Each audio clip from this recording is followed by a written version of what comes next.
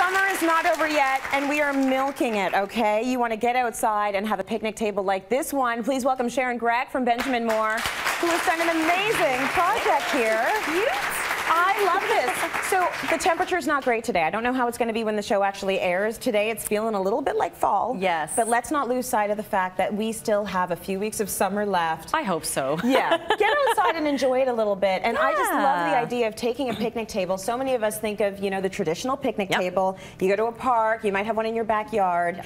But this is really innovative. Well, you can't just have a plain picnic table in my world, right? No, not in the world of Sharon Grech. Yes. Well, I thought I was kind of inspired by a project I did many years ago for City Line. I took an old Muskoka chair and drilled a hole in the arm so you can put a drink. So I was sort of thinking about, wasn't that, in the day. Now you can buy them like that, but you know, in 2001, you couldn't buy those fancy camping chairs. So I wanted to do that same idea, and with this, you know, very simple picnic table that you can just pick up at a lumber store. I got this one at Rona. Yeah. Took out the center panel, wood. Very nice. Yes. Put a planter, a plastic planter trough underneath there. So there we've got all the ice.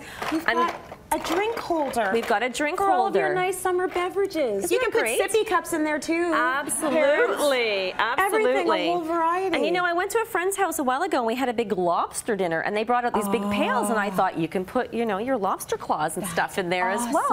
I love that idea. So very practical. And then when you're not using it for ice or for drinks or for lobster claws or whatever else, toys, you can just put this piece over top. So when I did the gingham stain, I put this on there so that it would match up perfectly and then you would never know. Very smart. Okay, so this is the original idea. Now I want to talk about how you did that. Yes.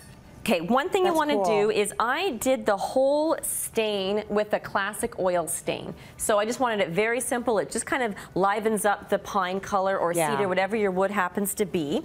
And then I used Arbor Coat solid stain because I wanted it to be, actually I'm lying, it's semi-solid. Okay. So I wanted you to be able to see some of the wood grain but really get a strong amount of color so that it does feel like an old gingham tablecloth. Right. So just to give you an idea here, I just have a piece of old pine.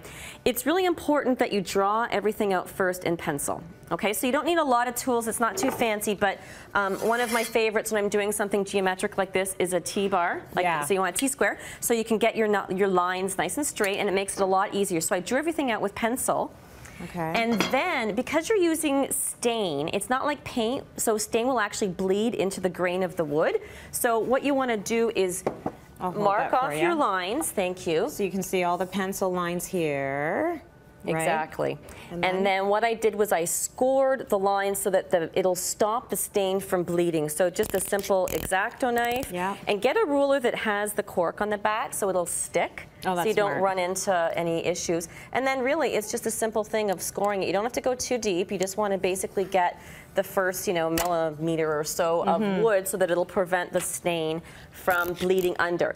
Now, because I used 3 colors, I kind of had to plan that out because I'm not a mathematician. So on my drawing, I just did this printout on the computer with a piece of fabric gingham. Take a picture of it, and then just mark on it what your colors are. So I knew when I lined up everything going this way, I did my Kennebuckport green and my Cliff Crest gray, and then I did the Dakota shadow. So I just basically altered the tape, pulled it off, reapplied it, and I'll put some instructions online to give you an idea. It's actually much simpler than it sounds. You could certainly do the whole top, but I just thought it would be cute as a little detail in the center so it looks like a runner. I love that. Yes, that's a great idea. And if you did do the whole surface of the top, it looks like you've always got a tablecloth on. Yeah, absolutely. Cool. But it's protected because it's all exterior stain, so you don't have to worry about putting a top coat or anything like that on it. You can just let it naturally age outside. No slivers? No slivers. This stuff? Again, this one I purchased from a store, so it's already got the mill glaze on it. So if you make it yourself and you maybe use rougher wood like this, you might want to give it a good sanding with 80 grit sandpaper before you start staining. But again, because that can be an issue, but you can see it's, you know, it's smooth. It's smooth. Very nice.